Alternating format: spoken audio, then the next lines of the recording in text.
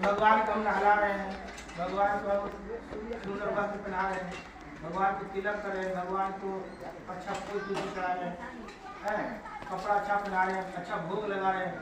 ये मन से हम सोच रहे हैं, ये मानसिक पूजा का है। हालांकि ये भी सत्य होता है बहुत ही। इसके लिए जो गरीब या लाचार है, जो गरीब या लाचार है, उसके लिए मानसिक पूजा का है। ये मानसिक पूजा भी सत्य होता है, मानसिक पूजा भी सत्य होता है। भगवान किसी चीज की वस्तु पाते तो है नहीं, तो हम भावना रखते कि भगवान ने पा रहे। तो ये मानसिक पूजा भी होता है कि भावना रखते कि हम भगवान को दाल खिलाने में, दही खिलाने में भावना होता है। कि पहले जमाने में हवा हुआ करती थी जमींदार के यहाँ, तो जमींदार के यहाँ खेतों में बेचारे मानसिक पूजा खेत में जाते थे, हर चलाने से पहले आरी पर बैठ कर आधा घंटा भगवान को मिट्टी का ही ये दही प्रभु आप पा लीजिए, अच्छा ये पा लीजिए, समय लेते थे। किसी ने जाकर के शिकायत कर दिया उनके जमींदार के यहाँ कि आपकी हरवाहा है वो तो बेचोर है, क्या पास करता है, जाकर आधा घंटा पास करता है, बैठा उसके बाद ले जाकर के घर देता है। तो वो जमींदार देखने आया कल होकर देखे तो पत्नी की बात को नहीं कर रहे और सचमुच में वो उसमें पूजा कर ही रहे थे मिट्टी का ही। तो भगवान को उसमें दही चला रहे थे मन से कि प्रभु ये दही बहुत सुंदर जमा हुआ पानी भरा। तो वह राजा जो था जमींदार उसी समय जाकर एक टमाटर खींच कर मारता है, मारते ही उनका फेंका जाते हैं और फेंका जाता है। तो वास्तव में दही कहीं फेंका गया, तो मानसिक पूजा करते वास्तविक पूजा को दही फेंका गया और पूरा दही छिपा गया। तो यह मानसिक पूजा ही सत्य हुआ करता है। भागवत में भी वर्णन है या भक्तमाल एक पुस्तक है उसमें भी वर्णन है। संत के जो वृंदावन में राजा रानी के यहाँ पर करते थे और वे कुछ खाते पीते नहीं थे, पर एक भगवान के ध्यान मग्न थे तो राधा रानी ने उन्हें छाछ पिलाई। छाछ पिलाने के बाद क्या हुआ कि उन्हें अस्वस्थ हो गए। डॉक्टर ने चेक किया, कहा कि दही पीने से तबियत खराब है। लोगों ने कहा कि दही कितना दिन हो गया खाया पिया, कहा कि ऐसे पूछा जाए तो उन्होंने कहा कि सत्य में मैंने मेरे को राधा रानी ने मानसिक पूजा में पिलाई थे। तो वास्तविक हो जाता है, मानसिक पूजा भी वास्तविक पूजा होता है।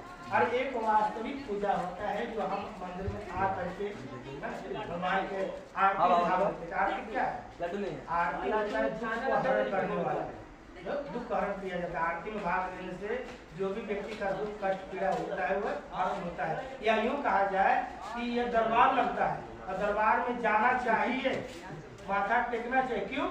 क्योंकि आप अगर मन से रोज नियम बना लेते हैं, मैं जाता हूँ भाग लेता हूँ 5 मिनट ही सही, तो भगवान के भी मन में चिंता होता है कि फलना भक्त आज नहीं आया, किसी कारण किसी दिन ना आए, तब वह भगवान को भी चिंता होने लगता है। इसीलिए नियम बना करके कार्य किया जाता है ना। और नियम क्या है? साधन और नियम। साधन नियम, जो भी हम साधन करते हैं नियम पूर्वक, वही साधन साधना बन जाता है, वही साधन साधना बन जाता है और वह व्यक्ति एक भगवान का विशिष्ट भक्त हो जाता है। और रही भक्ति, तो भक्ति 9 प्रकार की है। हम पहले भी कथा में कभी सुने होंगे। प्रथम भक्ति संत न कर संगा, पहला भक्ति संतों का संग। क्यों संतों का संग? क्यों? क्योंकि संत के सानिध्य से आने से भगवान की पूजा, भगवान के बारे में और भी विविध प्रकार की जानकारी होती है। या संत के पास रहने से उन्हें संत याद रहते हैं तो धर्म कर्म करवाते रहते हैं, तो उसमें हम आप सहभागी रहते हैं, जिसके कारण से हमें पुण्य बनता है, पुण्य बनते जाता है, उनके साथ रहने से बनता जाता है। और वह सत्कर्म बन करके वह अंतो गतवा भगवान के लोक को धाम प्राप्त होता है। क्यों? क्योंकि भगवान का ही ऐसा भक्त का चरण पकड़ता है, जो मेरे भक्त का चरण पकड़ता है वह पहले भक्त से पहले मेरे को पाता है। क्यों? क्योंकि मेरा संकल्प है कि जो मेरे भक्त का चरण पकड़ेगा मैं पहले उसे उद्धार करूंगा। उदाहरण स्वरूप गज और ग्राह में युद्ध हुआ था, तो पुकार किसने किया था? भगवान को। गज ने पुकार किया था, हाथी ने पुकार किया। भगवान हाथी के पुकारने पर आए और आने के बाद गज को ग्राह को वध किए, ग्राह को वध किए। वध करने पर हाथी कहा कि प्रभु मैंने पुकार किया, मेरे कहने पर आप आए, तो मेरे को पहले उद्धार करने के बजाय आप इसे मुक्ति को प्रदान करते हैं। तो भगवान हरि ने कहे कि मेरा ये संकल्प है, मेरा ये वाक्य है कि जो मेरे भक्त का चरण पकड़ता है मैं पहले उसे उद्धार करता हूँ। बोली सच्चिदानंद भगवान की जय। या तो भगवान को देखा नहीं, तो भगवान के जो भक्त बनते हैं उन्हीं को भगवान का स्वरूप मान करके हम आपसे क्रिया करते हैं और उन्हीं के बताए हुए रास्ते पर हम लोग भगवान को भी जानते हैं और मानते हैं। तो प्रथम भक्ति सनातन प्रसंगा, दूसरी रति मम कथा प्रसंगा। दूसरा भक्ति है रति मन प्रेम होता है और कथा प्रसंग सब अलग अलग प्रसंग है।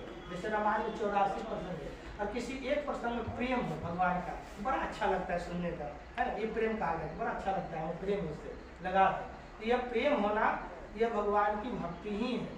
तीसरी भक्ति अमान, तीसरा भक्ति जिसमें मान नहीं है, कौन सा? गुरु की सेवा, है ना। उसमें मान सम्मान नहीं, क्यों? क्योंकि अच्छा बनाते हैं, अगर थोड़ा कुछ खराब बन जाता है तो डांट सुनते हैं, डांट सुनते हैं। और पहले बनाकर उन्हें पवाए तब फिर पाना है, उन्हें अच्छा अच्छा आसन लगाना है, उन्हें सेवा करना है, उसके बाद कुछ बात सुनाई है। और बोलते हैं ज़्यादा तो जवाब देते, जवाब पूछते हैं, बोलते तो जवाब देते हैं, और ना बोलते हैं तो गूंगा कराते हैं। इसीलिए यह अमान भक्ति कहा गया, फिर भी यह भक्ति ही है। और चौथी भक्ति मम गुण गणा करे कपट तेजी गान। चार नंबर की भक्ति के भगवान का गुणों का गायन करता है, कथा प्रवचन जो सुनता और सुनाता है ना। पर कहाँ हम आज 4-5 इकट्ठा हो जाते हैं और कथा भगवान की चर्चा नहीं करते। किसकी चर्चा करते हैं?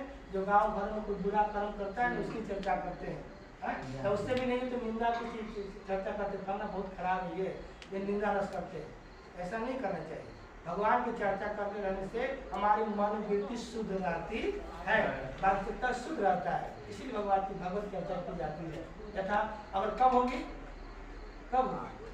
जब हम या तो संत के संग लगेंगे या ग्रंथ के संग लगेंगे, जो हमारे शास्त्र ग्रंथ बना हुआ है उसका भी थोड़ा सा अध्ययन करते रहेंगे तो हमें जानकारी होते रहेंगे। और न समझ में आएंगे तो वहाँ किसी संगत के साथ बैठ कर सबके साथ चर्चा करेंगे, तब उसकी विशिष्ट जानकारी होती है।